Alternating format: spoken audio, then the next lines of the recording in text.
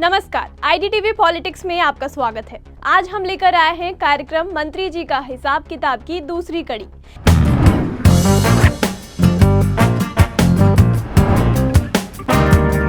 जैसा कि आपने देखा कि पहली कड़ी में हमने झारखंड के मंत्री हफीजुल हसन के अधीन पर्यटन विभाग का हिसाब किताब आपके समक्ष पेश किया था। आज के एपिसोड में हम मंत्री हफीजुल हसन के अधीन ही कला संस्कृति एवं खेलकूद विभाग का लेखा जोखा लेकर आए हैं। आइए देखते हैं इस विभाग में पिछले 5 साल में क्या क्या काम हुए और प्राप्त राशि के खर्च की क्या स्थिति है। कला संस्कृति और खेलकूद के क्षेत्र में झारखंड में असीम संभावनाएं हैं। ये राज्य सांस्कृतिक रूप से जितना धनी है उतना ही खेलकूद की प्रतिभाओं से समृद्ध भी है। पर जब हम इस विभाग को मिलने वाली बजटीय राशि को देखते हैं तो पाते हैं कि जितना महत्वपूर्ण ये विभाग है उसकी अपेक्षा इसे काफी कम राशि मिली, यानी मंत्री जी का ये विभाग भी उपेक्षित ही रहा। झारखंड में कला संस्कृति और खेलकूद के विकास की असीम संभावनाएं हैं। 1928 में जब भारत ओलंपिक का गोल्ड मेडल जीता था तब भारतीय टीम के कप्तान झारखंड के जयपाल सिंह मुंडा ही थे। इतना ही नहीं, झारखंड के महेंद्र सिंह धोनी के नेतृत्व में ही भारतीय क्रिकेट टीम ने 2007 में T20 वर्ल्ड कप और 2011 में वनडे वर्ल्ड कप का खिताब जीता था। वर्तमान में भारतीय महिला हॉकी टीम की कप्तान सलीमा टेटे हैं। इनके अलावा भी झारखंड की कई खेल प्रतिभाएं अंतर्राष्ट्रीय स्तर पर झारखंड और देश का नाम रोशन कर रही हैं। इनमें ईशान किशन,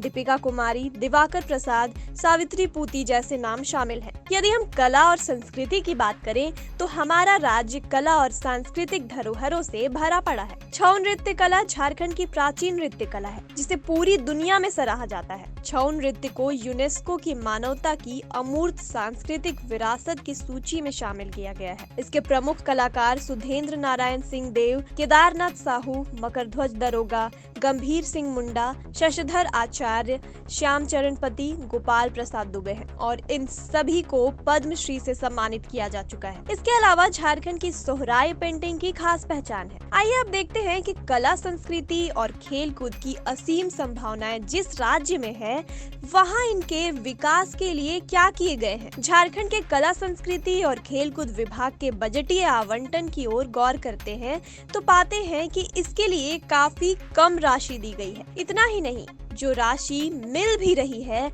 उसका सही ढंग से खर्च नहीं करने या बिल्कुल ही खर्च नहीं करने के कारण निरंतर इस विभाग का आवंटन कम होता जा रहा है। आइए पिछले 5 वर्षों में राज्य के बजट में आवंटन, खर्च और वापस की गई राशि का आकलन करते हैं। सबसे पहले देखते हैं कि हमारे राज्य तथा पड़ोसी राज्यों में कला संस्कृति और खेलकूद के क्षेत्र में क्या स्थिति रही है। इस ग्राफ को देखिए, आप देख पा रहे होंगे कि इस साल बिहार में कला संस्कृति, खेलकूद और युवा कार्य विभाग का बजट लगभग 260 करोड़ रुपए है। वहीं उत्तराखंड ने कला संस्कृति, खेलकूद और युवा कार्य विभाग के लिए 577 करोड़ रुपए का बजट दिया है, जबकि झारखंड में इस साल मात्र 180 करोड़ रुपए का बजटीय प्रावधान किया गया है, यानी पड़ोसी राज्य बिहार से भी कम।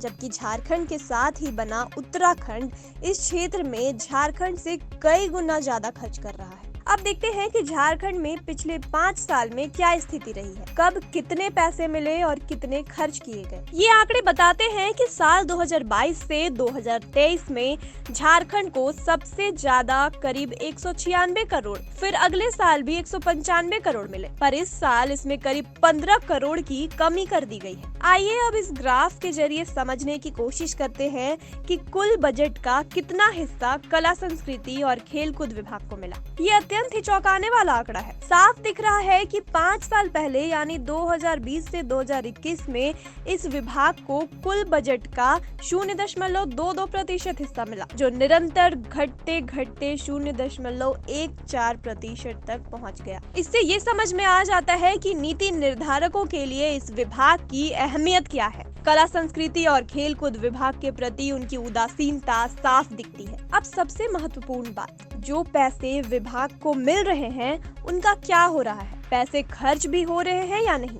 इसे इस ग्राफ से समझते हैं। ये आंकड़े दर्शाते हैं कि विभाग पिछले 3 साल में कभी भी प्राप्त पूरी राशि खर्च नहीं कर सका।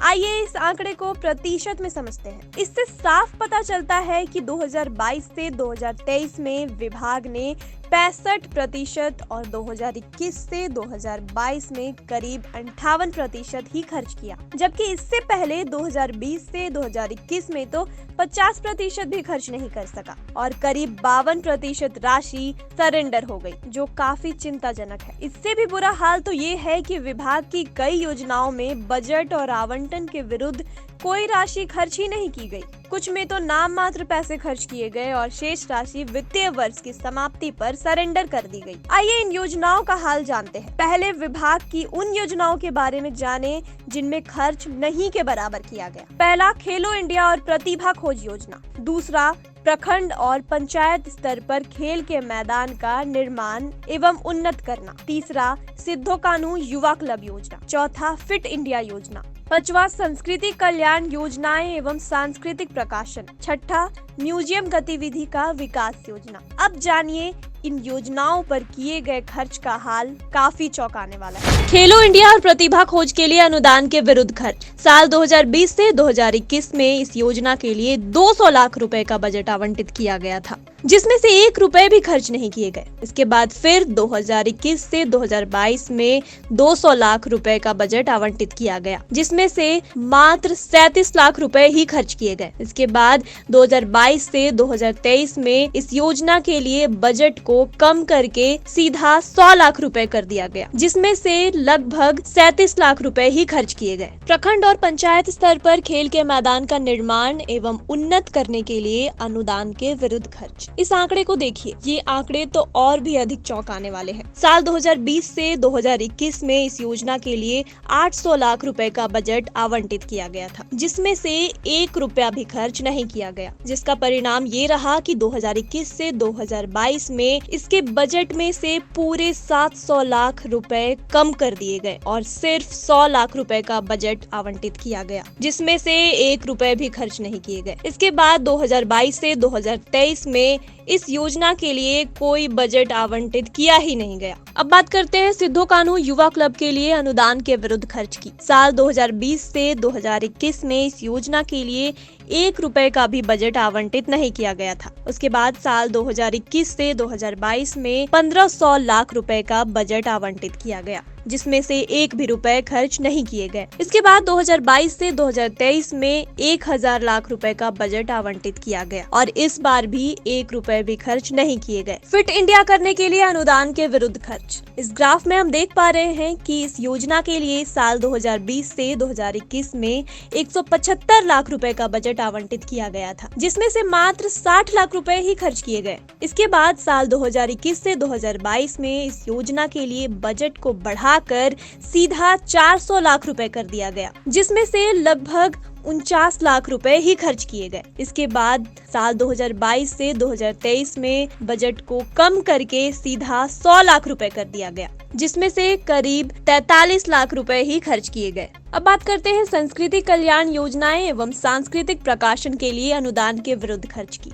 तो इस ग्राफ में हम देख पा रहे हैं कि इस योजना के लिए साल 2020 से 2021 में 150 लाख रुपए का बजट आवंटित किया गया था, जिसमें से करीब 23 लाख रुपए ही खर्च किए गए। इसके बाद फिर से साल 2021 से 2022 में 150 लाख रुपए का बजट आवंटित किया गया और इस बार इसमें से मात्र 14 लाख रुपए ही खर्च किए गए, जिसके कारण साल 2022 से 2023 में इस योजना के लिए बजट को कम करके सीधा 150 लाख से 50 लाख कर दिया गया और इस बार लगभग 6 लाख रुपए ही खर्च किए गए। अब बात करते हैं म्यूजियम गतिविधि के विकास के लिए अनुदान के विरुद्ध खर्च की। साल 2020 से 2021 में इस योजना के लिए 300 लाख रुपए का बजट आवंटित किया गया था, जिसमें से लगभग 36 लाख रुपए ही खर्च किए गए। इसके बाद 2021 से 2022 में 270 लाख रुपए का बजट आवंटित किया गया, जिसमें से लगभग 59 लाख रुपए ही खर्च किए गए, जिसका कारण ये रहा कि 2022 से 2023 में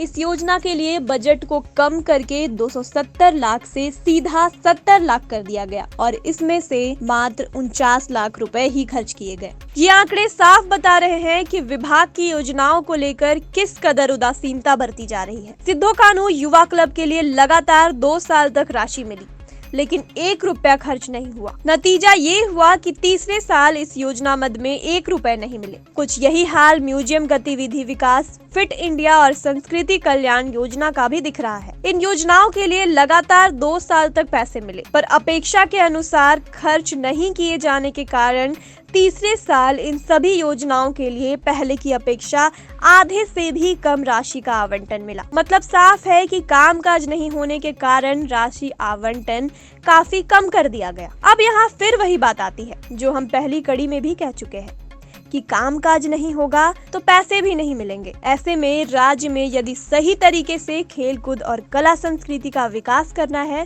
तो काम करना होगा। काम होगा तो पैसे खर्च होंगे, पैसे खर्च होंगे तो और अधिक आवंटन मांगने का रास्ता बनेगा। आज के एपिसोड में बस इतना ही। तो दर्शकों, कैसा लगा ये मंत्री जी का हिसाब किताब? अगली कड़ी में देखिए एक और मंत्री जी का हिसाब किताब। दर्शकों, यदि आप किसी खास विशेष मंत्री या किसी खास विभाग का हिसाब किताब जानना चाहते हैं तो हमें अवश्य बताएं। आज के लिए बस इतना ही। धन्यवाद।